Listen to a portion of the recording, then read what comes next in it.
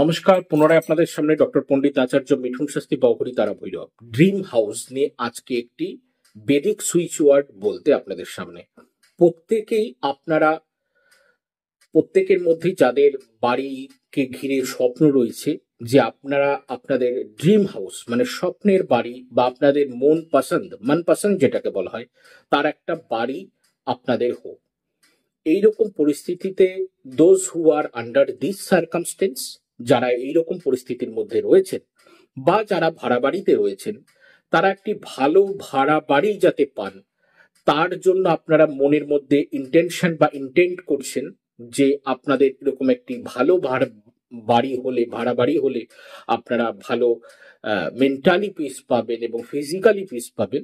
সেই রকম ক্ষেত্রে আপনারা এই যে সুইচ ওয়ার্ডটা বলবো, বেদিক সুইচ ওয়ার্ডটা, সেটা 61 দিন আপনারা 28 বার করে উচ্চারণ করুন। যে কোনো টাইমে আপনারা উচ্চারণ করতে পারেন, টাইমের কোনো পাবন্দি নেই।